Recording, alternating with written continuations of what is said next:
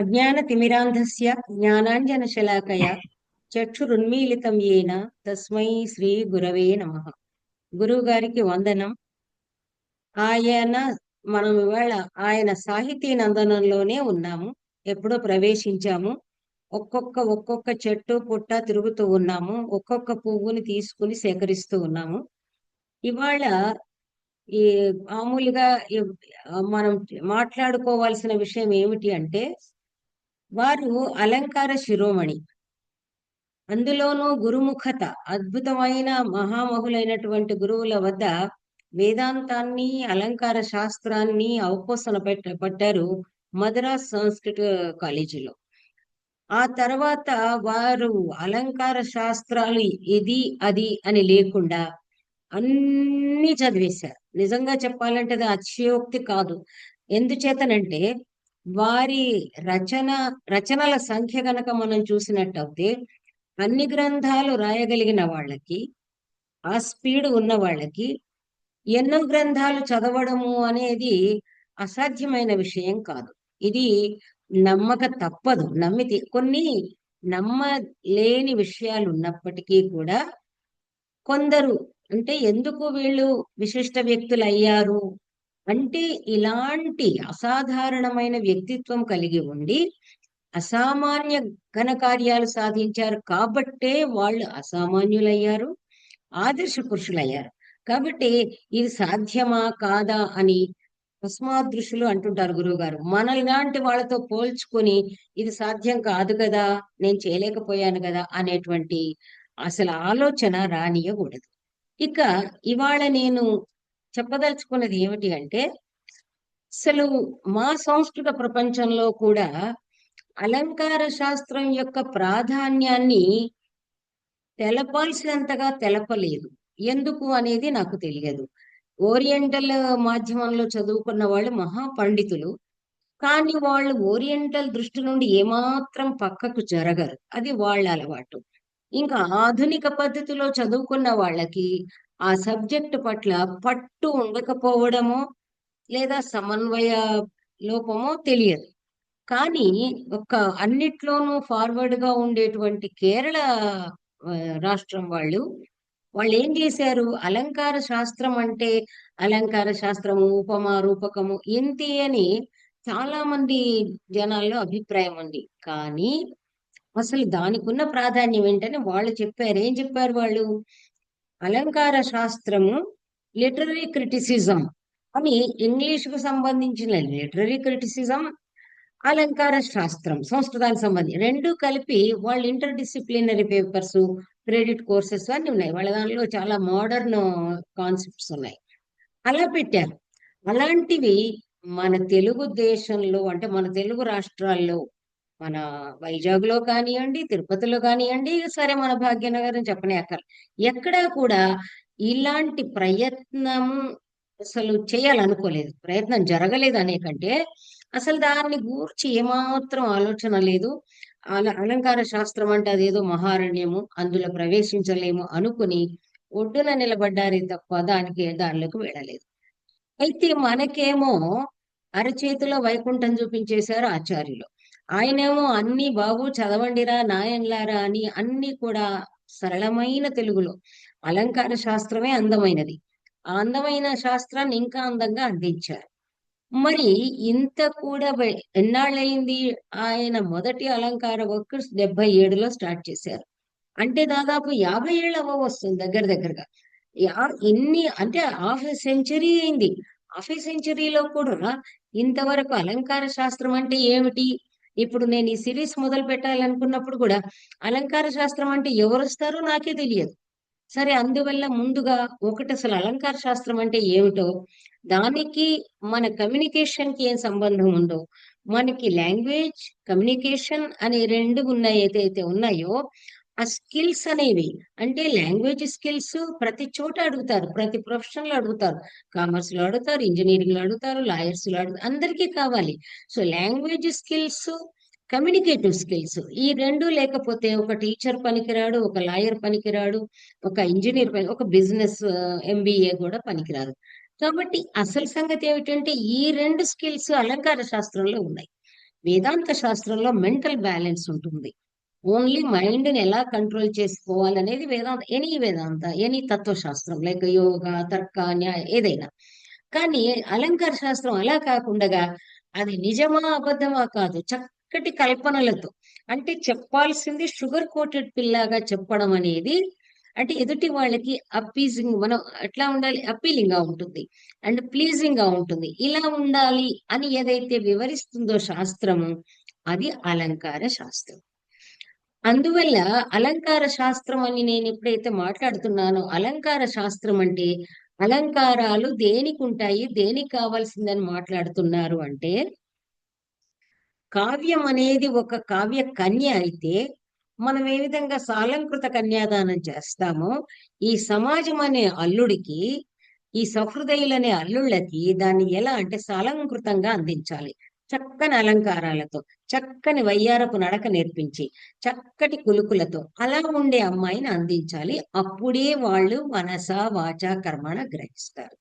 అందువల్ల అసలు ఇక్కడ ఫస్ట్ ఆఫ్ ఆల్ మాట్లాడము ఎట్లా అనేది, మనకు ఒక కమ్యూనికేషన్ ఏముంది, ఆడియో విజువల్ అంటాం. అంటే ఒక రచనల ద్వారా మనందరం కూడా కథల ద్వారా, కావ్యాల ద్వారా, లిటరేచర్, అంటే మనకున్న సంపద, గ్రంథాలయాలు, పుస్తకాల ద్వారానే ఎనీ కమ్యూనికేషన్ మనకు ఏర్పడుతుంది. ఒక రామాయణం, మహాభారతం అన్ని పదే పదే చదువుతున్నాం. రామాయణం, మహాభారతం ఎందుకు పదే పదే చదువుతున్నాము, ఆ విధంగా ఇతర రకమైనటువంటి కావ్యాలు ఎందుకు చదవలేకపోతున్నామంటే, అవి వాటిని రోల్ మోడల్ గా తీసుకున్నారు వీళ్ళందరూ, అలంకారికులందరూ కూడా. అంటే కావ్యం అంటే రామాయణం లాగా ఉండాలి, రచన అంటే మహాభారతం లాగా ఉండాలి. రామాయణంలో ధర్మోపదేశం, మహాభారతంలో ధర్మార్థ కామమోక్షాల ఉపదేశం ఎంత అద్భుతంగా అంటే, ప్రతిరోజు విన్నా వినాలనిపిస్తుంది, ప్రతిరోజు చదివినా చదవాలనిపిస్తుంది. That is the language skill and communicative skill. ఇది అందువల్లనే అందరూ కూడా ఏ అలంకార శాస్త్రాన్ని తీసుకున్నా మీకు రామాయణంలోని శ్లోకాలు, మహాభారతంలోని శ్లోకాలు, లేదా రామాయణం పైన ఆధారపడిన ఉత్తమమైనటువంటి ఉత్తమ కవుల రచనలు, అవి ఉదాహరణంగా ఇస్తారు. ఇక్కడ ఒక అలంకారం ఉంటుంది, దానికి ఉదాహరణ. అలంకారాల గురించి నేను చెప్పకపోవట్లేదు, కానీ అలంకార శాస్త్రానికి ఏమిటి ఇంపార్టెన్స్ అనేది మాత్రమే చెబితే, అలంకార శాస్త్రాలు చాలా అద్భుతంగా ఏం చెప్పాయో, మనకు సమయం ఉంది కాబట్టి అది కూడా జస్ట్ స్థాళీకులాక న్యాయంగా పరిచయం ఇచ్చేసి మనం ఇక్కడ గురువు గారు అసలు భరతుడు క్రీస్తు పూర్వము 3rd సెంచరీ ఆ ప్రాంతంలో మొట్టమొదటిసారిగా భరతుడు నాట్యశాస్త్రం అనేది రచించాడు. అతన్ని ముని అంటారు, భరత ముని అంటారు. అతడు రచించిన నాట్యశాస్త్రము కూడా, అది నిజం చెప్పాలంటే ఇక్కడ రివర్స్ లో గమ్మత్ ఏమంటే, భరతుడిది ముందు రావాలి, గురువు గారు భరతుడిది చివరికి రాశారు. భామహుడు అనేది భరతుడి తర్వాత వస్తారు. కానీ స్టూడెంట్స్ ని గురువు గారు చేసిన ప్రతి పని పండితుల కోసం చేసింది కాదు, మాలాంటి వాళ్ళ కోసం, విద్యార్థులను దృష్టిలో పెట్టుకొని చేసిన పని కాబట్టి, ముందుగా చాలా చాలా టెక్స్ట్, అంటే పరీక్షలకు ఏదైతే సిలబస్ ప్రిస్క్రైబ్ చేయబడుతుందో వాటిని దృష్టిలో ఉంచుకుని అలాంటి గ్రంథాలు ముందుగా తీసుకుని అనువదిస్తూ వచ్చారు. అంటే వ్యాఖ్యానిస్తూ, సింపుల్ అనువాదం కాదు, వారి అనువాదం అంటే వారికి నచ్చేది కాదు, వ్యాఖ్యానము, బాలానందిని అనే వ్యాఖ్యానంతో రాస్తూ వచ్చారు. అందువల్ల ఏదైతే ఒకటి ముందుగా కొన్ని థియరీస్ అంటాం మనం, కొన్ని సిద్ధాంతాలు ఉంటాయి. ఆ సిద్ధాంతాలను గురించి చెప్పాలంటే కూడా నేను మధ్యన చెప్తూ ఉంటాను. ఒకే రోజు అంటే అన్ని గందరగోళంగా ఉంటుంది. అంటే వాళ్ళు అసలు what is the soul of poetry అనే డిస్కషన్ వస్తుంది. అంటే అలంకారాలు ఉంటే సరిపోతుందా, రసం ఉంటే సరిపోతుందా అని, ఇలా ఒక రకరకాలు ఉన్నాయి. అయితే ఈ ఎన్ని రకాల సిద్ధాంతాలు ఉన్నాయో అన్ని సిద్ధాంతాలు ఆయా కాలాలకు చెందిన రచయితలు రాసి ఉంచారు. ఇంకొకటి ఆశ్చర్యకరమైన విషయం ఏమిటంటే, అంటే ఆశ్చర్యమే కాదు, ఆనందకరం కూడా. కాశ్మీర్ అనేది మనకు తెలిసి అతీవ మన సుందర ప్రదేశం. ఈ అలంకారికులు అంటే అలంకార శాస్త్ర రచనలన్నీ కాశ్మీర్ నుండి జరిగాయి. భరతుడి నుంచి చివరి దాకా కూడా కాశ్మీర్ నుండి జరిగాయి. అయితే ఇక్కడ మనకి ఎక్సెప్షన్ గా ఎవరు వచ్చారు అంటే, 16వ శతాబ్దంలో జగన్నాథ పండితరాయలు. ఆయన ఇక్కడి వాడే గాని ఆయన కూడా మన ఆచార్యులు ఎలాగైతే దేశ విదేశాల్లో ప్రఖ్యాతి పొందారో ఆయన ఇక్కడి వాడు. ఢిల్లీకి వెళ్ళి షాజహాన్ కోర్టులో ఆ పండితులకి బాస్గా, రాజుగా, హెడ్ ఆఫ్ ద స్కాలర్స్ గా ఉండి, అంటే ధర్మ విచక్షణ ఇత్యాదులు కూడా చేసేవాడు. అక్కడ వెళ్ళి ఆ ఢిల్లీ పాదుషా కోర్టులో ఉన్నత స్థానాన్ని అధిష్ఠించిన మహా గొప్ప వ్యక్తి. మీ కోనసీమ దగ్గర ముంగండాగ్రహారం, మునిఖండ, ఆ ముంగండాగ్రహారానికి చెందిన అతను జగన్నాథ పండితరాయలు. ఆయనంటే మన గురువు గారికి ఎంత ప్రాణం అంటే, అణువణువున ప్రాణం. విమర్శించే చోట విమర్శించిన ఆయన వర్క్స్ ఉన్నాయి, ఇంకా ఉన్నాయి. వాటిపైనే గురువు గారు రీసెర్చ్ కూడా చేశారు. మళ్ళీ అదే కోనసీమ నుండి మనకి 20వ శతాబ్దంలో వచ్చిన వారు మన మహామహోపాధ్యాయ పుల్లెల శ్రీరామచంద్ర వర్యులు. కాబట్టి అంటే ఏమిటి, అలంకార శాస్త్రాలు ఎన్నో కాశ్మీర్ దేశం నుండి వస్తే, ఒకటో రెండో సౌత్ నుండి వస్తే, అందులో దండి అనే అతను మన సౌత్ వాడే, కాంచీపురం దగ్గర వాడు. సో ఆ విధంగా కొన్ని ఇక్కడి నుంచి వచ్చాయి. అంటే వీళ్ళ దీనికి అలంకారికులు అంటేనే తీవ సుకుమార హృదయులు, ఈస్థెటిక్ సెన్స్ ఉన్నవాళ్ళు, ఆ ఈస్థెటిక్ అప్రిసియేషన్ ఉన్నవాళ్ళు. ప్రకృతిని చూసినా పరవశిస్తారు, మంచిని చూస్తే పరవశిస్తారు, గుణదోష వివేచన చేయగలుగుతారు. ఇవి లక్షణాలు. ఇక ఇప్పుడు దీన్ని మరి లాంగ్వేజ్ అండ్ కమ్యూనికేటివ్ అనే దానికి అప్లై చేస్తూ ఒకటి రెండు మీకు మీకు తెలిసిన శ్లోకం ఒకటి ప్రసిద్ధమైంది, ఒకటి కొత్త శ్లోకం చెప్తున్నాను. ఇక్కడ ఏమంటాడు అంటే, భామహుడు అని చెప్పాను కదా, 6వ శతాబ్దానికి చెందినవాడు. భామహ కావ్యాలంకారము. మీలో ఓపిక ఉన్న వాళ్ళు కావ్యాలంకారాలు దొరుకుతూ ఉన్నాయి. అకాడమీలోను మన ఇక్కడ సమితిలోను మొదటగా సురభారతి వాళ్ళు వేశారు. ఆ కావ్యాలంకారం తీసుకుని మీరు సంస్కృతం అర్థం కాకపోయినా పర్వాలేదు, కింద ఆ ఏదైతే వ్యాఖ్యానం ఉంటుందో అది చదవండి. You will enjoy the text అన్నమాట. ఒక నవల కంటే కూడా చాలా ఉత్తేజంగా, అంటే కనీసం అందులో మంచి మంచి ఏదైతే ఇంట్రెస్టింగ్ పాయింట్స్ ఉంటాయో అవి తీసుకొని చదవాలి. ఆయన భామవుడు ఏం చేస్తాడు, కావ్య అలంకారం అని రాస్తాడు. అంటే కావ్యం అంటే ఎలా ఉండాలి, ఎలా ఉంటే బ్యూటిఫుల్. ఎంబెలిష్మెంట్స్ అంటే ఏమిటి, దానికి అందం అనేది ఎక్కడ ఉంటుంది, అలంకారం ఏదవుతుంది అంటే ఎలా ఉంటే అది అందంగా ఉంటుంది. అసలు అలంకారం అంటే ఏంటి, అలం కరోతి అంటే భూషయతి, అందాన్ని ఇచ్చేది అలంకారం. That's all. ఆర్నమెంట్స్. అందువల్లనే అక్కడ మరొక విషయం ఏంటంటే, అందము అనేది ఉండాలి, అందాన్ని అలంకరించాలి. లేకపోతే అందం లేకపోతే అలంకారం కూడా వృధా అయిపోతుంది. ఇక్కడ ఆయన ఏం చెప్తాడంటే, కావ్యాన్ని గురించి చెప్తున్నాడు. ఎందుచేతనంటే, మనం ఏదైతే చదువుకుంటామో, మన తెలుగు కావచ్చు, హిందీ కావచ్చు, ఏదో ఒక మాధ్యమం మనం ఎన్నుకున్నప్పుడు, ఆ మాధ్యమం అందంగా ఉంటేనే ఒక లెక్క కూడా రా లెక్కల్లో ఏదో 1 - 1 అని చెప్పకుండా, రాముడి దగ్గర ఒక పండు ఉంది, కృష్ణుడి దగ్గర ఒక పండు ఉంది, మళ్ళీ భాష ఎందుకు అవసరమైంది అక్కడ అంటే, భాష అనేది మనిషికి మనిషికి మధ్య ఒక బంధం, ఒక బంధాన్ని అనుబంధాన్ని ఏర్పరిచేదే భాష. అందువల్ల ఆ భాష అనేది కన్విన్సింగ్ ఉంటేనే శ్రోత గ్రహిస్తాడు, లేదంటే వాళ్ళు పారిపోతారు. క్లాసు నుంచి స్టూడెంట్స్ కూడా పారిపోతారు. సోషల్ కావచ్చు, హిస్టరీ కావచ్చు, సైన్స్ కావచ్చు, ప్రతిదానికి ఒక కమ్యూనికేషన్ అనేది ఉంటుంది. కమ్యూనికేషన్ ఇంపార్టెంట్ కాబట్టి ఇక్కడ ఇక్కడ ముందుగా కావ్యాలు రామాయణాదులు కూడా చదువుకున్నాం కాబట్టి కావ్యానికి సంబంధించి ఒక శ్లోకం చెప్తాడు. ఏమని చెప్తాడు అంటే, లిటరేచర్ ఏం చేస్తుంది అంటే, లిటరేచర్ ని మనం దృష్టిలో పెట్టుకుని మాట్లాడితే, ధర్మార్థ కామమోక్షేషు వైచక్షణ్యం కళాసు చ కరోతి కీర్తిం ప్రీతిం చ సాధు కావ్య నిషేవణం. నిషేవణం అంటే సేవనం, అంటే దాన్ని సేవించడం అంటే ఆస్వాదించడం. సాధు కావ్యం, ఒక మంచి కావ్యము చదవడం వల్ల ఏమొస్తుందయ్యా అంటే చెప్తున్నాడు, ధర్మార్థ కామ మోక్షేషు. ఒక మంచి కావ్యం, కావ్యం గనుక సత్కావ్యం అయితే, రామాయణం మహాభారతం అని ఇంతకు ముందు చెప్పుకున్నాం. అదే విధంగా కాళిదాసు కావ్యాలు. సో ఏమవుతుంది, ధర్మార్థ కామ మోక్షాలను గూర్చినటువంటి విశేషాల్ని తెలుపుతుంది. తర్వాత కళాసు వైచక్షణ్యం, విచక్షణ జ్ఞానం కళల విషయంలో. కళలు ఎలా తెలుస్తాయి అంటే, ఒక పాటను గూర్చి వర్ణిస్తాడు. ఓహో, ఈ రాగం ఇలా ఉండింది అని వర్ణిస్తాడనమాట.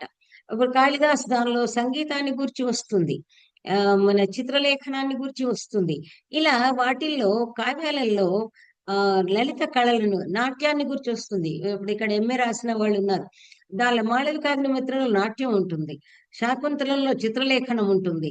విక్రమోర్వశీయంలో గానం ఉంటుంది. గానాన్ని గురించి రాస్తాడు Kalidasa. Kalidasa master of fine arts.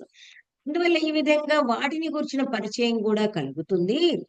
ఆ తర్వాత ఇంకా ఏం చేస్తుంది అంటే రాసిన రచయితకు కీర్తిం కరోతి, కీర్తిని తీసుకొస్తుంది. చదివిన శ్రోతకు ప్రీతిం కరోతి, చదివిన వాడికి ఆనందం. అది చదివిన తర్వాత మనం ఇప్పుడు ఏ విధంగా అయితే గురువు గారిని గురించి మనం మాట్లాడుకుంటున్నామో ఆ విధంగా ఆ రచయితను గురించి, ఆ కవిని గురించి మనం మాట్లాడుతూ ఉంటే ఆ కీర్తి చంద్రికలు అలా వ్యాపిస్తూ ఉంటాయి. కాబట్టి ఒక మంచి కావ్యం అయితే ఇలా ఉంటుంది అన్నాడు. వెంటనే ఇంకొక మాట ఏం చెప్పాడు అంటే, ఇది నేను ఇంతకు ముందే చెప్పినట్టుగా ముందు తరాలకు అందించబోతున్నాం కాబట్టి వాళ్ళని ఉద్దేశించి ఎందుకు చెప్తున్నాము అంటే మనలో కొంచెం ఉంది. కానీ తెలుసుకోవాల్సిన విషయం ఏమిటంటే, ఈ రోజుల్లో వస్తున్న వాంగ్మయాన్ని చూస్తూ ఉంటే ఎందుకు నేను కూడా కవిత్వం రాస్తాను, ఆయన రాశారు కదా, దానికి అవార్డు వచ్చింది కదా అని ప్రతి వాళ్ళు పెన్ను వైట్ పేపర్ ఉంటే చాలు. ఇప్పుడు పెన్ను వైట్ పేపర్ అక్కర్లేదు, మా స్మార్ట్ ఫోన్ ఉంటే చాలు, నేను కావ్యం రాస్తాను, దాన్ని పంపిస్తాను, యూట్యూబ్ లో పెడతాను, ఇంకెక్కడో పెడతాను అనుకుంటున్నారు.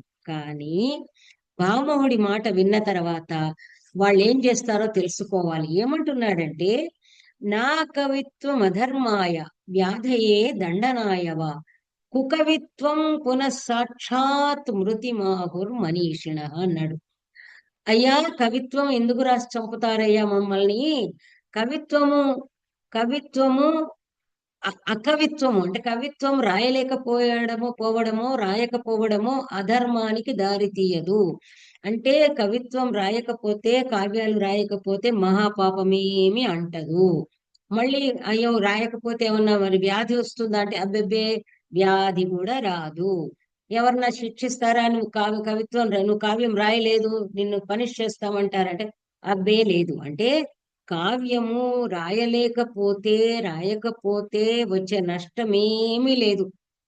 కవి అనుకున్న రచయితకు నష్టం లేదు, వినబోయే వినాల్సిన శ్రోతకు నష్టం లేదు. ఎందువల్ల అంటే మంచి కవిత్వం కాకపోతే అది రాయకపోవడం వల్ల వచ్చే నష్టం లేదు. ఆ తర్వాత అది రాయకపోతే అయ్యయ్యో ఏదో వ్యాధిగ్రస్తుడిని అవుతానన్న భయం లేదు. అదే విధంగా ఎవరు శిక్షించరు. మరి ఏమిటట అంటే అంటున్నాడు, కుకవిత్వం. బాబు మమ్మల్ని చంపకండి, ఇది జోకులు చాలా వచ్చాయి సినిమాల్లో ఇతరత్రా కూడా. కుకవిత్వం, ఆ పనికిరాని కవిత్వం రాస్తే సాక్షాత్ మృతి అన్నాడు. బాబు, చంపడం అనేది అంటే మామూలుగా చంపడం వేరు, ఇది చిత్రవధ అన్నమాట. నేను కవిత్వం రాశాను, చాలా మంది మనం అందరం కూడా వెళుతూ ఉంటాం మొహమాటాలకి. ఏదో రాశారు, బుక్ రిలీజింగ్ అంటారు, మరొకటి అంటారు, వెళ్తాము. వెళ్ళి ఏం చేస్తాము, జ్ఞానేంద్రియాలను అన్నిటినీ అక్కడ వస్తుంది సంయమనం.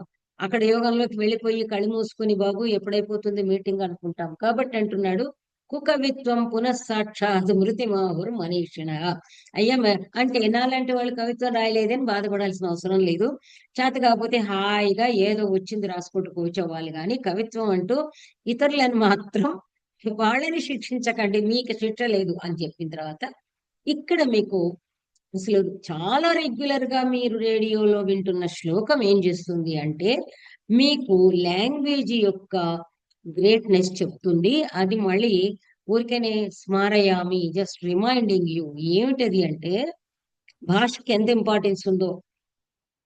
కేయూరాణి నభూషయంతి పురుషం హారాన చంద్రోజ్వల న స్నానం న విలేపనం న కుసుమం నాలంకృతా మూర్ధజ వాణ్యేకా సమలంకరోతి పురుషం యా సంస్కృతా ధార్యతే క్షీయంతే ఖలు భూషణాని సతతం వాగ్భూషణం భూషణం అని భర్తృహరి చెప్పాడు. చూడండి, భర్తృహరి ఆయన శ్లోకాలన్నీ నీతి శతకాలే. ఆయన ఏం చెప్పాడు, అసలు అలంకారాలు ఆయన ఏమంటున్నాడు, వాణ్యేక పురుషం సమలంకరోతి. ఒక్క వాణియే, ఒక్క భాషయే పురుషునికి అంటే అది స్త్రీ పురుషులందరికీ అంటే మానవులకు అలంకారం ఏంటి, సతతం భూషణం, వాగ్భూషణం భూషణం.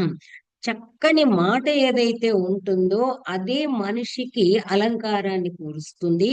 ఆ మాటను చూసి ఎలా అంటే ఏదో మన అందరూ కేయూరాలు వేసుకుంటారు కదా పండితులు, మామూలుగా పామర్లు కూడా ఇప్పుడు బ్రేస్లెట్స్ వచ్చాయి. సో కంకణాలు వేసుకుంటారు బాగుంది అంటే అది అందం ఇస్తుందా అంటే బే కాదు. కాదు కాదు అనే టైప్ లో చెప్తాడనమాట. మరి ఏమిటి? ఆ మరి అందరూ ఈ రోజుల్లో జెంట్స్ కూడా వేసుకుంటూనే ఉన్నారు. హారాన చంద్రోజ్వలం, మిలమిల మిల మెరిసే డైమండ్ నెక్లెసెస్ గోల్డెన్ నెక్లెస్ వేసుకుందామా? లేదు, లాభం లేదు. స్నానం విలేపనం, స్నానం చేద్దాము, చక్కటి పర్ఫ్యూమ్ వేసుకుందాము, దానివల్ల మనిషి ఆకర్షితుడవుతాడా అంటే నా నా నా. ఆ రోజుల్లో కొప్పుల్లో మగవాళ్ళు కూడా దండలు పెట్టుకునేవాళ్ళు, ఆడవాళ్ళు ఈనాటికి పెట్టుకుంటారు. మరి అందమైన శిరోజాలంకరణ అందాన్ని ఇస్తుందా? లేదు. అయ్యా, ఇవన్నీ ఉంటే ఉండవచ్చు కాక వాడు నోరు తెరిస్తే చాలు అంటారు మనవాళ్ళు. ఆకార పుష్టి నైవేద్య నష్టి అంటుంటారు. కాబట్టి చాలా చూడముచ్చటగా ఉన్నాడు కానీ మాట్లాడాడో మనకు వింటూ మనం చెవులు మూసుకొని భరించలేక పోతున్నాము. నీళ్లు నీళ్లు వాళ్ళు వీళ్ళు అంటుంటారు. ఆ వాళ్ళు వీళ్ళు నీళ్లు అనే పెద్ద పెద్ద యాంకర్లు మాట్లాడుతూ ఉంటారు. వాళ్ళు చేయాల్సిన పనే వ్యాఖ్యానం. ఆ వ్యాఖ్యానంలో దుర్వ్యాఖ్యానం. అది ఉండకూడదు. కాబట్టి భాష అనేది ఎంత గొప్పది అనే విషయము చెప్పారు. అలాంటిది ఉంటేనే అయితే ఇంకా ఏమిటి అది అంటే సమాజంలో సుమ సౌరభాల్ని గుబాళింపజేసేది భాష.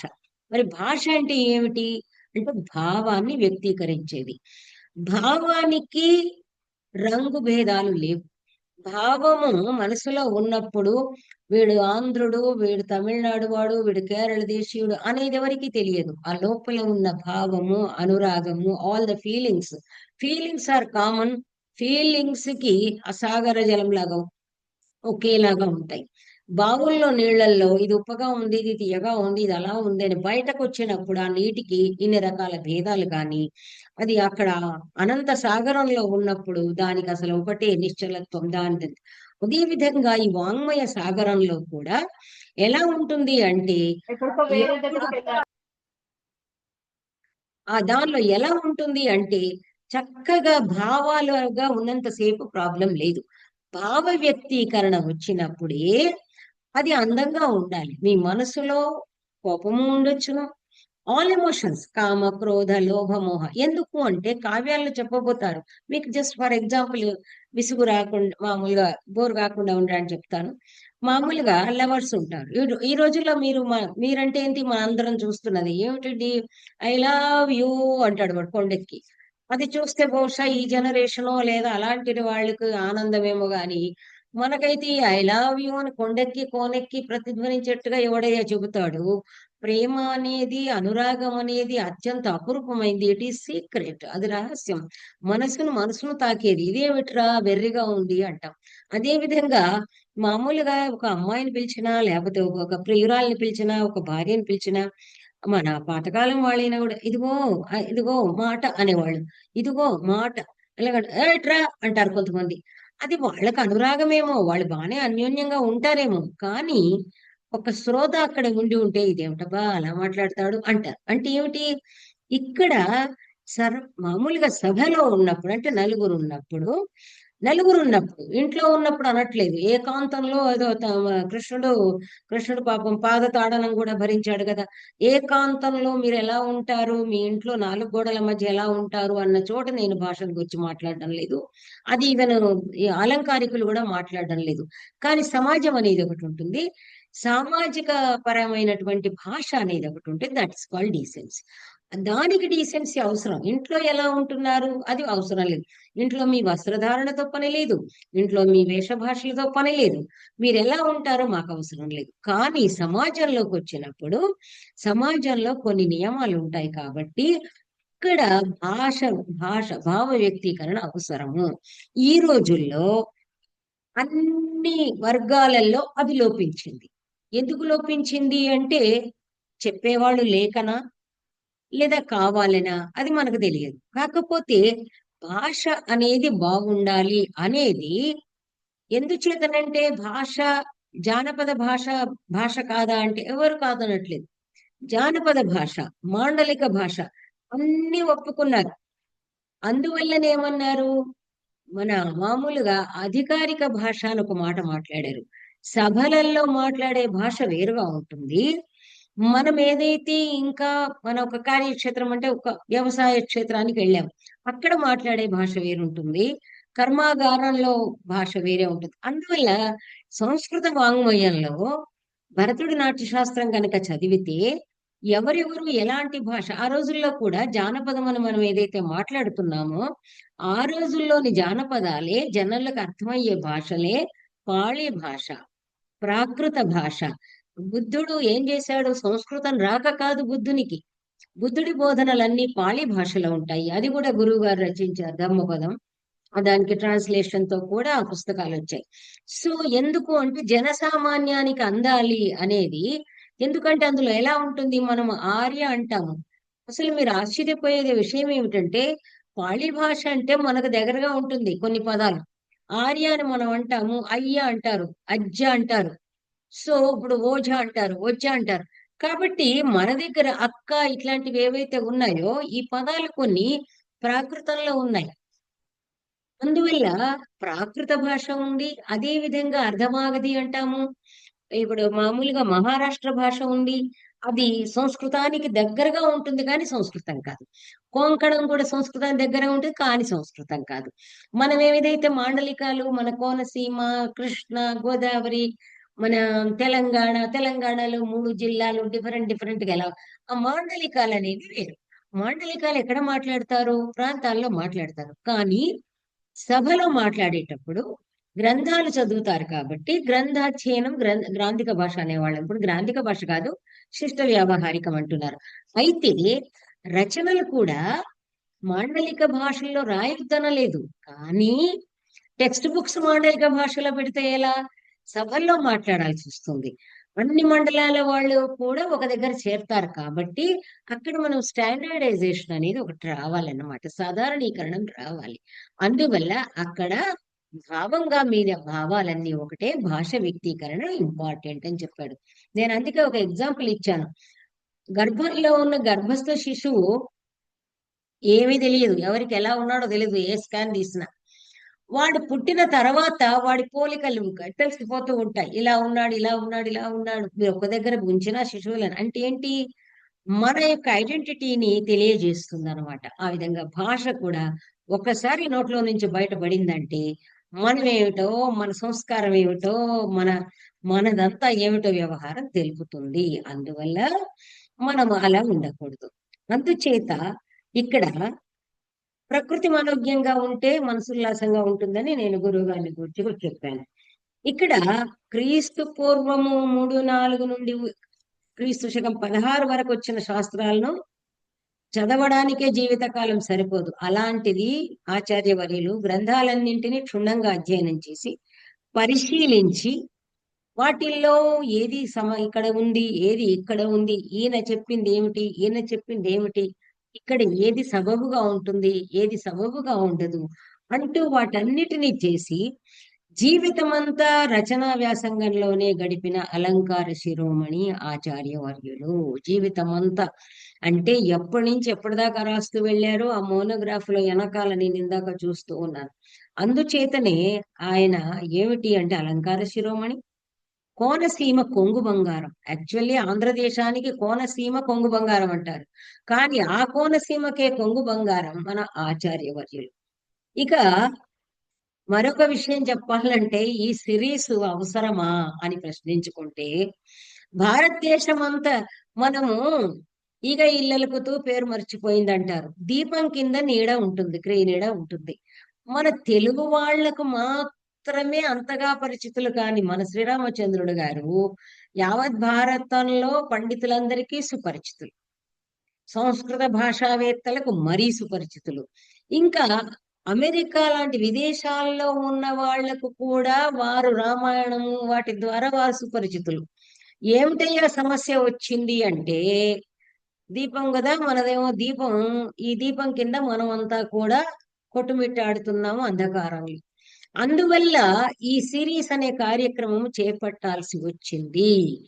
తెలుగు వాళ్ళు అంటే మన వాళ్ళు, మన సోదర సోదరీమణులు, వాళ్ళకి ఓపిక లేదు, తీరిక లేదు. తెలుగు వాంగ్మయాన్ని, అసలు తెలుగు వాంగ్మయాన్ని కంప్లీట్ గా దాన్ని మెట్టు మెట్టు మెట్టు మెట్టు మెట్టు దిగజార్చి కిందకి జారిపోతున్నారు. పాకుడు రాళ్ళు అంటారు. పాకుడు రాళ్ల మీద కాళ్ళు జారుతూ పడిపోతుంటే ఇంకా కొంచెం మెట్టెక్కి ఒక్కొక్క మెట్టు పైకెక్కి పైకెక్కి సంస్కృత తత్సం మనకి ఆ రోజుల్లో మీరు చదువుకున్నారు. తత్సమము, తద్భవము, లక్ష్మి అంటే తత్సమము, లచ్చి అంటే తద్భవము. అసలు తత్సమాలన్నీ మర్చిపోయారు. లక్ష్మి ఉండదు. లచ్చి అంటేనే బాగుంటుంది. ఆడికెళ్ళి ఈడికెళ్ళి అంటేనే బాగుంటుంది. అక్కడ ఇక్కడ అనడానికి ఆడికెళ్ళి ఈడికెళ్ళి అనడానికి ఏం తేడా ఉంటుందో నాకైతే తెలియదు. అది ఎంతమందికి అర్థం అవుతుందో తెలియదు. సో ఈ విధంగా భాషను ఎవరు దిగజార్చారు అనను. ఎందుకంటే ఆ ముంజేతి కంకణానికి అర్థం ఎందుకు? ఎవరు భాషను దిగజార్చారు, ఎవరు భాష పట్ల ఆసక్తి కోల్పోతున్నారు అనేది మనం పక్కన పెడితే ఏం జరుగుతుంది అని పాపాన్ని గురించి మాట్లాడాల్సిన అవసరం లేదు.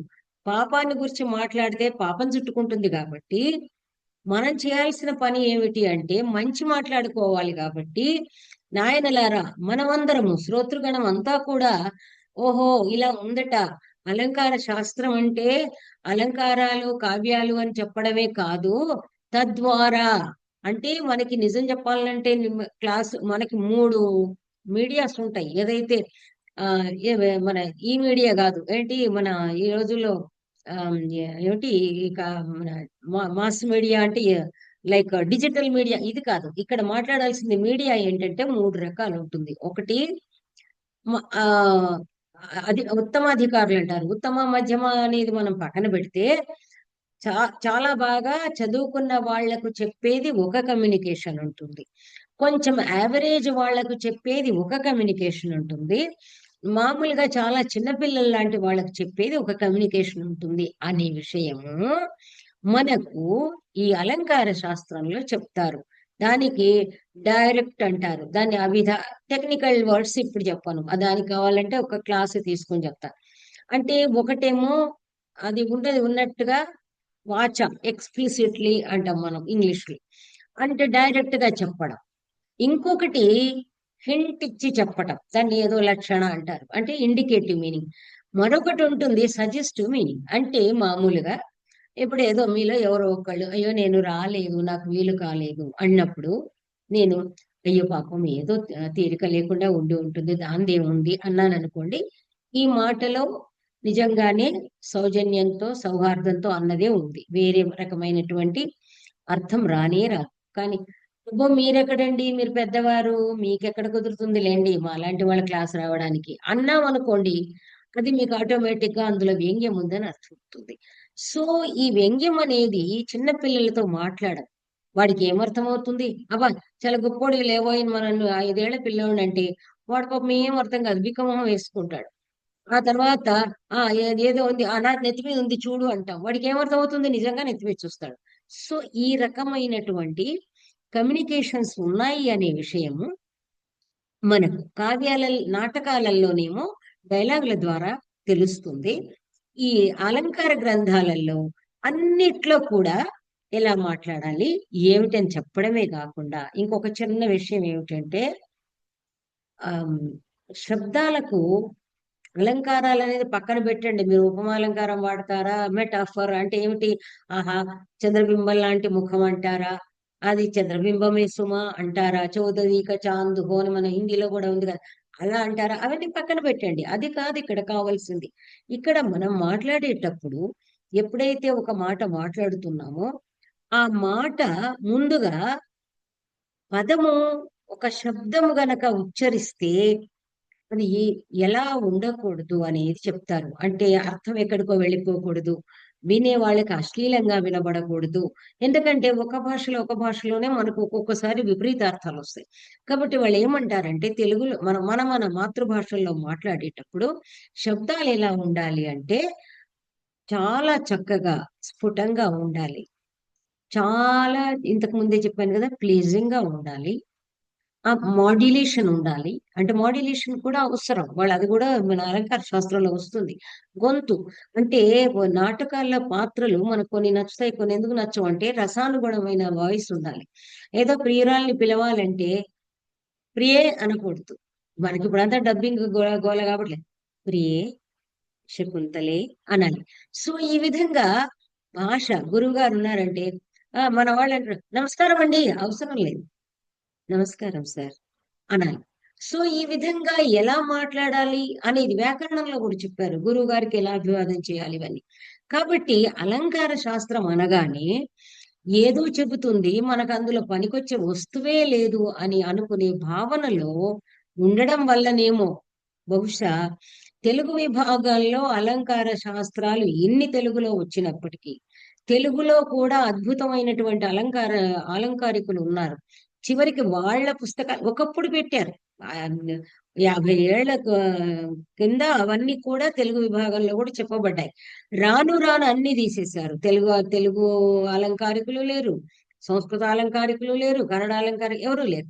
అందువల్ల అది ఏదైతే ఉందో ఇది ఏదో మనకు పనికిరాని వస్తువు అనకుండా మనమంటూ ఒక్కొక్కళ్ళని చదివి ఇందులో ఎంత బాగా చెప్పాడో అని మనం లభ్యమైన పుస్తకాలు చదువుతూ, మన పక్క వాళ్ళకి అందిస్తూ, అలా చేస్తూ ఉంటే ఏమవుతుంది అంటే, ఇక్కడ నేను ముందే అసలు ఆరంభంలోనే చెప్పాను. అది ఇంకా రికార్డ్ మేము అప్‌లోడ్ చేయలేదు గానీ. ఏం చెప్పానంటే, ఏదైతే ఈ కార్యక్రమం ఉందో, శ్రీరామచంద్రుడి గారి కీర్తి ప్రసారానికని మాత్రం అనుకోవద్దు. ఎందుకంటే, సూర్యుడిని గూర్చి వర్ణించడము, సూర్యుడికేమో దివిటి బట్టి ఇలా ఉంటాడు సూర్యుడు, చంద్రుడు ఇలా ఉంటాడు చెప్పాల్సిన అవసరం లేదు. అసలు దాని కోసం చేస్తున్నది కాదు. వారు ఏ ప్రయోజనాన్ని ఆశించి, ఏ తెలుగువారి ఆహ్, క్షేమం కోరి, ఏ తెలుగు వారికి ఒక్కటి కూడా మా వాళ్ళు చెప్తారు పుస్తకం చదివిన వాళ్ళు. ఒక్క అక్షరం గూడా వారిది పొల్లు ఉండదు అంటారు. వారికి పొల్లు మాటలు ఇష్టం ఉండవు. పొల్లు కబుర్లు అసలు అది డిక్షనరీలో లేనే లేవు. కాబట్టి వారేమిటి మనుషుల నుంచి ఎక్స్‌పెక్ట్ చేసేవారు. అందుకే హైలీ సర్కిల్ అందరూ ఐఏఎస్‌లు, ఐపీఎస్‌లు మహా మహా పండితులు, వేదాంతులు వచ్చేవాళ్ళు వారి దగ్గరికి. మామూలు వాళ్ళొచ్చి దండం పెట్టుకొని వెళ్ళిపోయేవాళ్ళు. వారిని చూస్తేనే భయమేసి వెళ్ళిపోయేవాళ్ళు. మాట్లాడాలంటే భయం. గొంతు పెగిలేది కాదు. అంటే ఏమిటి? వారికి ఆ భాష సంస్కారం అనేది ఏదైతే ఉందో, ఆ దాన్ని మొత్తం అందులో స్నానం చేశారు వాళ్ళు. ఆ భాషా తరంగిణిలో మనోభావ లహరి విలాసాలు ఎలా సో అమృత తరంగిణి అన్నారు. ఆ అమృత తరంగిణిలో ఆయన జలకాలాడారు. అది వేదాంతం కావచ్చు, అలంకార దానివల్ల వారికి భాషలో కొంచెం అటు ఇటు ఉన్నా కూడా నచ్చేది కాదు. అందువల్ల అలంకార శాస్త్రం పట్ల ఆహ్, అనురాగం అది వీళ్ళకి తెలియజెప్పాలని వారెప్పుడు 77లోనే వక్రోక్తి జీవితం అనేది రాశారు. వక్రోక్తి అంటే మనం వంకర మాట అనుకుంటాం. వంకర మాట గాదు. ఒక మెలిక. దాని కరెక్ట్ ట్రాన్స్‌లేషన్ మెలిక. ఆ మెలిక పెట్టాడు. కొసమెరుపు అని మనం అంటుంటామే. అలా ఇలా ట్విస్ట్ చేయడం అన్నమాట. అది లేకపోతే లాభం లేదు అని ఒక రచయిత రాశాడు. ఆ పుస్తకం కూడా లభ్యమవుతుంది. అది గురువుగారు తెలుగులో రచించారు. దాని తర్వాత వచ్చింది మా అదృష్టం. నేను 78లో ఎంఏలో చేరాను. 79లో కావ్యాలంకారం రాశారు. అది రూ. 5 మీరు నమ్మలేరు ఆ రోజుల్లో సురభారతిలో. ఇలా వచ్చింది తీసుకో అన్నారు. అంతే సంగతులు. నాకు కొంచెం పుస్తకాలు పిచ్చిగా గబుక్కన కావ్యాలంకారం తీసుకున్నాను. ఆ విధంగానే కావ్యమీమాంస. అయితే నేను ఇంతకు ముందు చెప్పినట్టుగా దానిలో ఎన్నో ఉన్నాయి. ఇంకా విస్తృతమైనటువంటి గ్రంథాలు చాలా వచ్చాయి. కానీ గురువుగారి పద్ధతి చూడండి. సిద్ధాంతాలేవైతే ఉన్నాయో, అలంకారాలకు ప్రాధాన్యం ఒకళ్ళిస్తారు. ఇందాక చెప్పిన వక్రోక్తికి ప్రాధాన్యం ఒకళ్ళిస్తారు. రసం ఎలా ఉండాలి, రసానుగుణమైన పదజాలం ఎలా ఉండాలని ఒకళ్ళు చెప్తారు. ఒకళ్ళేమో అసలు శబ్దాలు ఎలా ఉండాలి అని చెప్తారు. ఈ విధంగా ధ్వన్యాలోకం పేరు వింటూనే ఉంటారు మీరు. ఈ ధ్వని అన్నది ఇంతకు ముందు నేను చెప్పిన దానిలో ఉన్నటువంటి అంత ఒక టక్‌మని అంటే ఒక మాట మాట్లాడితే అది కొట్టినట్టుగా వెళ్ళే మరొక అర్థం అన్నమాట. దాన్ని గురించి మరొక మాట చెప్పుకుందాం. సో, ధ్వన్యాలోకం పైన కూడా లెక్చర్ ఉంటుంది కాబట్టి అవి చెప్పుకుందాం. ఆ విధంగా ఒక్కొక్క సిద్ధాంతాన్ని పట్టుకుని వారు ఈ గ్రంథాలు తీసుకుని అలా ప్రధాన సిద్ధాంతాలను చర్చించే గ్రంథాలని వారు బాలానందంతో అందించారు. ఇక ధ్వన్యాలోకం సరే. అసలు వారి ధ్వన్యాలోకం అనేది ఏదైతే ఉందో అది లేటర్ పీరియడ్‌లో రాశారు. దాన్ని అది ఎంఏ వాళ్ళందరికీ ఉంది. అది వీళ్ళకు ఒక మన ఏంటి చేతిలో కరదీపిక అన్నమాట. ఎవరైతే తెలుగు యూనివర్సిటీలో పాఠాలు రాయాల్సి వచ్చిందో తిరుపతి నుండి ప్రొఫెసర్స్ వాళ్ళ అకనాలెడ్జ్ చేశారు కూడా. రామచంద్రుడు గారి కావ్యప్రకాశం దగ్గర పెట్టుకొని మేము లెసన్స్ రాసాము. ధ్వన్యాలోకం పెట్టుకొని లెసన్స్ వాళ్ళు కూడా మనకి మాట్లాడడానికి వస్తారు. వాళ్ళు కూడా స్పీకర్స్ గా వస్తారు తిరుపతి నుండి. వారు అయ్యో గురువు గారిని గురించి ఇంత మంచి కార్యక్రమం తప్పకుండా వస్తామన్నారు. కొంచెం ఈ సెప్టెంబర్ అక్టోబర్ తర్వాత వాళ్ళ డేట్స్ వాళ్ళ అనుకూలమైన డేట్స్ ఇచ్చి వస్తారు. వాళ్ళ అలంకార గ్రంథాల మీద వాళ్ళు మహా అందంగా మాట్లాడతారు, డౌటే లేదు. చాలా అద్భుతంగా మాట్లాడతారు. సో అలాంటి వాళ్ళని నేను ఎన్నిక చేసి పెట్టుకున్నాను. కాకపోతే వాళ్ళకి టైం ఇవ్వాలి, వాళ్ళ సౌకర్యం. సో ఈ విధంగా అలాంటివన్నీ అందించారు. అవన్నీ కూడా అదృష్టవశాత్తు లభ్యం అవుతూ ఉన్నాయి. మళ్ళీ మళ్ళీ ప్రింట్ చేశారు. కావ్యాలంకారం మళ్ళీ ప్రింట్ చేశారు. కావ్య మీమాంసలో ఒక 5 minutes చెప్పి నేను విరమిస్తాను. కావ్య మీమాంసలో మొట్టమొదటిసారిగా ఆయన ఆయన ఏమంటాడంటే, అసలు కవులు ఎలాంటి వాళ్ళు ఉంటారు, అది మనకి జిఎం రామశర్మ అని శాస్త్రి గారికి తెలుసు, మీకు మన వాణి వీళ్ళందరికీ తెలుసు. వాళ్ళ క్లాస్మేట్, నరసింహరావు క్లాస్మేట్ ఆయన. అవధానం చేస్తాడు, ఆయన మాట్లాడుతా అన్నాడు. అందులో అదే అన్నాడు, నేను అది తీసుకుంటా అన్నాడు. మహానుభావ తీసుకో, అద్భుతంగా మాట్లాడతాడు. కవులు అంటే రెండు రకాలుగా ఉంటారు. అదే విధంగా సహృదయులు అంటే ఈ మన రీడర్స్ వాళ్ళు ఉంటారు. ఒకడేమో మంచి వరుడు, అది మాత్రం చెప్పి వదిలే. ఆ ఎలా అంటే శత్రుణాభ్యవహారి అంటే గడ్డి గాదం కూడా తింటాట. ఇక మనం ఎవరిని గురించి అన్నారో అర్థం చేసుకోవచ్చు. అంటే వాడికి అన్నీ నచ్చుతాయి. ఇది బాగుంది, ఇది బాలేదు కాదు. వాడు ఏ చెత్త చెదారమైనా చదివి ఆనందించగలడు. అలాంటి పాఠకుడు ఒకడు ఉంటాడు. పాఠకుడు అనకూడదు, పఠిత అనాలి. అలాంటి చదువరి ఒకడు ఉంటాడు. ఇంకొకడేమో అరోచకినుడు, వాడికి మంచివి తప్ప ఏవి నచ్చవు. నిజంగా చెప్పాలంటే భగవంతుని దయ, శ్రీరామచంద్రుడి గారి రచనలు చదివిన వాళ్ళందరూ కూడా ఆ శత్రుణాభ్యవహారత్వం నుంచి జరిగి కేవలము అరోచకులు తయారవుతారు. గురువు గారి దగ్గర పాఠం విన్న వాళ్ళకు వేరే వాళ్ళ పాఠం రుచించదు. గురువు గారి రచనలు చదివిన వాళ్లకు వేరే వాళ్ళ రచనలు రుచించవు. సో అది అలాంటి ప్రమాదం అయితే ఉంది తప్పనిసరిగా. ఆ విధంగా ఒక్కొక్క దానిలో కూడా ఆయన ఇంకోటి ఏం చేస్తాడు, ఈ కావ్యాల అలంకార శాస్త్రాల్లో మనం తెలుసుకోవాల్సి ఇంతకు ముందే చెప్పాను, గుణ దోష విమర్శతో పాటు ఈ కావ్య మీమాంస అనే దానిలో ఆ ఇలా కావ్య పురుషుడు ఇలా వెళ్ళాడు, ఆయన కొత్తగా పెట్టాడండి. ఎక్కడ కనబడదు, కావ్య కన్య కనబడుతుంది, కావ్య పురుషుడు సాహిత్య వధువు అని పెట్టాడు. వాళ్ళిద్దరూ కలిసంట దేశ దేశాలు తిరిగారట. తిరిగినప్పుడు మహారాష్ట్ర వనిత ఎలా ఉంది, ఇలాంటివన్నీ వర్ణిస్తాడు. అంటే అలంకార శాస్త్రం అంటే ఏమీ లేదు అని అనుకోకుండా దానిలో కమ్యూనికేషను దేశానుగుణంగా దేశకాల పరిస్థితులకు అనుగుణంగా మాట్లాడడం ఎలా ఉంటుంది, ఏ సందర్భానికి ఎలా మాట్లాడాలి అనేది ప్రతి అలంకార గ్రంథం చెప్తుంది. ఆ సమయంలోనే అలంకారాలు అనేవి ఎలా వచ్చాయి అంటే జస్ట్ మనమే తెలిసి తెలియక అలంకారము అని తెలియకుండానే అమ్మో ఇంత ముద్దుగా ఉన్నాడు గులాబీ పువ్వులాగా అంటాం. ఈ గులాబీ పువ్వులాగా అని మనం ఏదైతే మామూలుగా అంటున్నామో మనకి కళ్ళకు కనబడి అనగానే అది ఏదో ఉపమాలంకారం అవుతుంది. అమ్మో ఈ చేతులు చిట్టి చిట్టి పూలు అంటాం, అది రూపకాలంకారం అవుతుంది. కాబట్టి అందమైన ఎక్స్ప్రెషన్స్, ఈవెన్ మామూలుగా కూడా వాడు కర్కోటకుడు అంటాము. వాడు కర్కోటకుడు అంటే కర్కోటకుడు అనే నాగము, అది కర్కోటకుడు అంటున్నాము. అది కూడా రూపకాలంకారం. అంటే మంచికి చెడుకి కూడా ఏదైతే సాదృశ్యాలు ఉంటాయో ఆ సాదృశ్యాలని సందర్భానుసారంగా చెప్పడం అనేది ఏదైతే ఉంటుందో, ఇది అంతా దీన్ని ఏం చెప్పారు వాళ్ళు, ఈ వీళ్ళ విమర్శకులు లిటరరీ క్రిటిసిజం అనుకున్నాం కదా, ఈ అన్ని ఎక్స్ప్రెషన్ మనకు తెలుసు, మనం ప్రయోగిస్తున్నాం, తెలియకుండా ప్రయోగిస్తున్నాం. అబో జడ నాగపాము అంటారు, ఆ జడ నాగపాము మీరన్నారు, కృష్ణవేణి అన్నారు, నీలవేణి అన్నారు, నాగవేణి అన్నారు, ఇదంతా మీరు మాట్లాడుతున్నారు, అది అలంకారం. అందువల్ల అమ్మో మచ్చలేని చంద్రుడు అంటున్నారు, అది ఒక అలంకారం.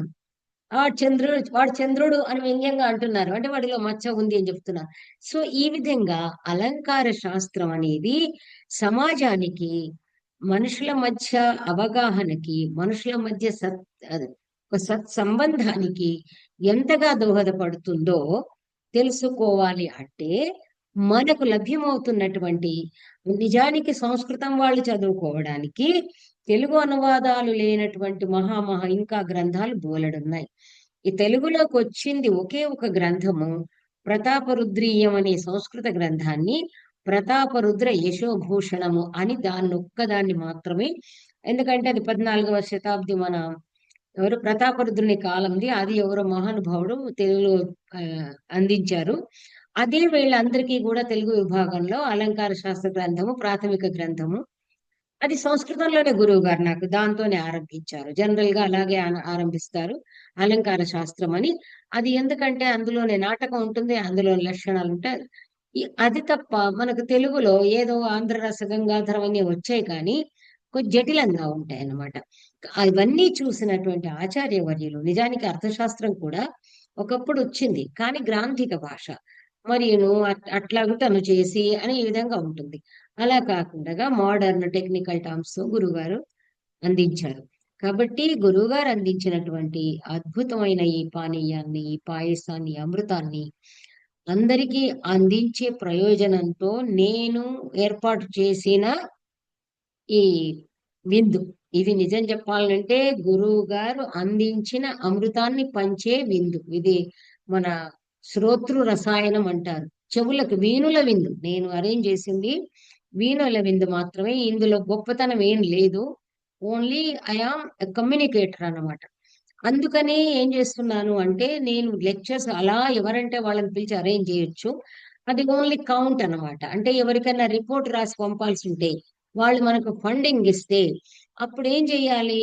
ఏదో రకంగా 100 లెక్చర్లు, 20 లెక్చర్లు, 30 లెక్చర్లు చేయాలి. భగవంతుని దయ వలన అలాంటి సమస్యలు లేము కాబట్టి, ఇరుక్కోలేదు కాబట్టి, ఇది మనం ఇంట్లో చేసుకుంటున్న మన వ్యవహారము, మనం చేసుకుంటున్న పూజ కాబట్టి, నేను పర్టికులర్లీ కొంచెము సెలెక్టివ్ గా వెళతాను కాబట్టి, ఈ విషయంలో శాస్త్రి గారికి సభాముఖంగా ధన్యవాదాలు. వారైతే జరిపించండి అన్నారు, వారు ఏమి ఇలా అలా అనలేదు. కాబట్టి ఇంకేం కావాలి, ఆత్మవై పుత్రనామాసి అని సాక్షాత్తు గురువు గారే అన్నట్టుగా నడిపించు అన్నట్టు వారు అదే అదే డైలాగ్ అన్నారు. కాబట్టి నేను నిజంగానే కాస్త జనరంజకంగా మాట్లాడే వాళ్ళని మాత్రమే ఆహ్వానించాలనుకున్నాను. అందువల్ల కాస్త కొంచెం ఆలస్యం అటు ఇటు కావచ్చును. అలా అయినప్పుడు ఏ నాటకంలో తతప్రవేశ సూత్రధార అని ఏదీ లేనప్పుడు ఏకపాత్ర అభినయానికి నేను వస్తాను. సరే, మీరందరూ మా వాళ్ళే కాబట్టి నా రాకను కూడా పర్వాలేదు, మరి ఏమి బాధపడరు అని నేను అనుకుంటూ, మరి ఇంకా ఆదివారం పూట కూడా మీరు వచ్చినందుకు సంతోషిస్తూ మీకు ధన్యవాదాలు చెబుతూ నేను